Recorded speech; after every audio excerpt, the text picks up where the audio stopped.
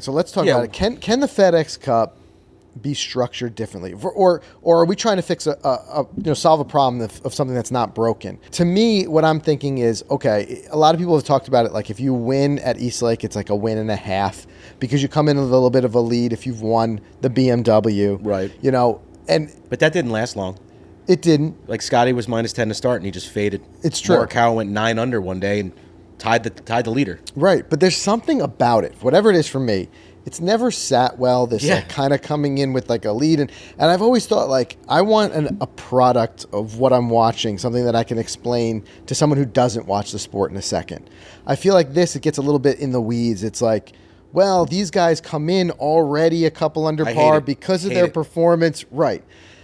Imagine playing a tournament on a weekend and you go there, you're -1, and there's a guy who's -10. Right. And like mentally, it's weird. And I get that it's earned. Okay, fine, from the performance. And you have to, in some way, give these guys the incentive to keep the points up all season. Here's where I'm thinking that there's a huge opportunity here. We've lost the only match play event in the season, which was in Austin. That's now gone. Mm-hmm. We're all excited for the Ryder Cup coming up, the match play. There's something about match play that just lights me up. Yeah. I love watching it. I love watching even at the amateur level, the USAM, things like that. Mm-hmm. I think there's an incredible opportunity here to have a really great match play playoff finale to the season. And what I mean by that is keep the FedEx Cup points going all season long. Okay. Use that for your seeding. Okay. Right? And no different than what we've been seeing. I just watched the Women's World Cup, soccer events. And I'm even thinking tennis and the tennis majors. Mm-hmm. Have some sort of round-robin style, multiple elimination, what do you call it? Match multi-elimination. I'm literally thinking, what if you even had, forget just one like we had in Austin at the Dell match play, not just one 4 or 5 day event. Make it still the 3 weeks. Mix up the venues if you want. Yeah, sure. I would start with maybe the top 50 guys. 50 guys make it to the playoffs. Wow. Right? Trimming it even more. I am trimming it more because at some point with match play, it gets difficult to have a bracket that big. Well, let's pause there for a second. What if we, instead of, it used to be 120 to go to the playoffs, and they chopped it down to 70. Yeah. What if they did 100, round 1, full elimination? Then there's 50 next week. It's still a lot of matches to follow. But it's one match. Point. Yeah, but you're talking. You would everybody one play? Match, you lose. So 50 matches. Gone. You're gone. But then next week it's 50 people, 25 matches.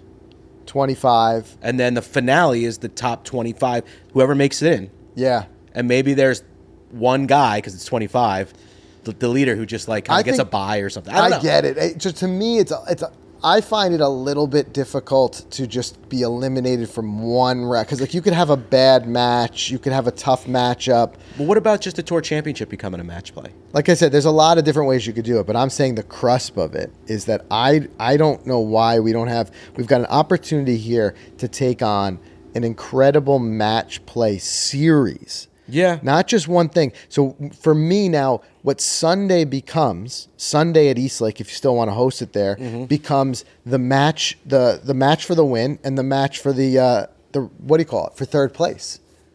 Yeah. So you have the premier match. You got 2 guys going off. They're playing for 1 and 2, and then there's another match behind them playing for 3 and 4. That's interesting. Now, what's running through my head is all like, is it enough airtime to satisfy sponsors? It's only 4 golfers. If you're showing every shot, right? It's still a 4 or 5 hour round. Well, because the reason I come back to that is at the end of the day, most of the time, it's coming down to 1 or 2 golfers anyway on Sunday. It's a good point. Because you got guys who come in with the lead. There's only how many guys at Eastlake at the end? 25, right? 30. 30 guys at Eastlake. Yep. And already there's a couple of guys who are no shot because they're so far behind. Mm-hmm. So really, what are we doing? Like, they're just playing for money at that point. In a way, I felt like I was watching a match between Hovland and Schauffele on Sunday. So you're saying just structure that, make that more of a match, yeah. Make it I would love to see this. Like, get an opportunity. And to me, playoffs, I always feel like should be some match component. Yeah. I think you're onto something there. I think there's something. Now, obviously, it's not fleshed out, like how many guys, how the rounds would work. And that's where you guys can weigh in the comments and let us know what you think. I wonder how you would do the weighting of, who's earned it more.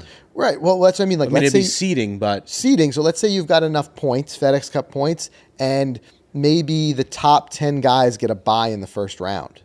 Yeah, I think they need something. Ultimately, Scotty Scheffler gets eliminated in the first round. Like that whole season was for nothing. But what if he got a bye in the first round? Right.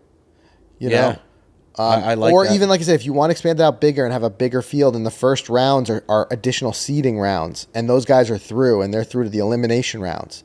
Like the top 10 guys immediately jump to the elimination rounds, which maybe it's like... would you guys have eliminated after weeks that they're not coming to week 2?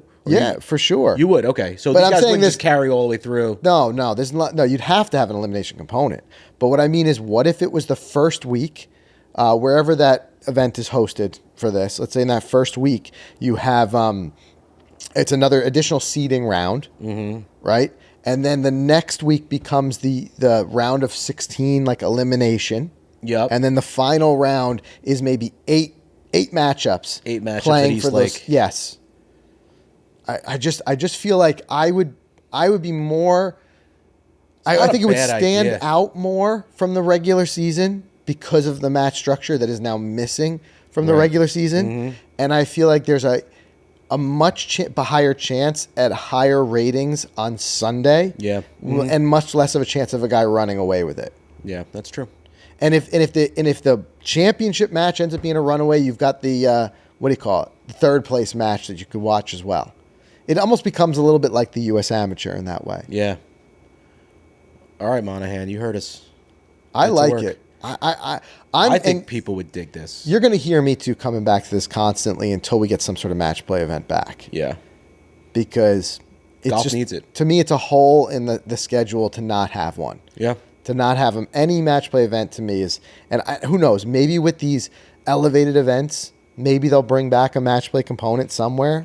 But I think the perfect spot in the schedule is to do a multi-week playoffs, true playoffs, no different than the playoffs in football. Right. Is win or go home. You know what I mean? That type of thing. Do it in golf. Yeah. I mean, it would make it more entertaining than the product we saw this past couple of days. Yeah. No doubt. Yeah.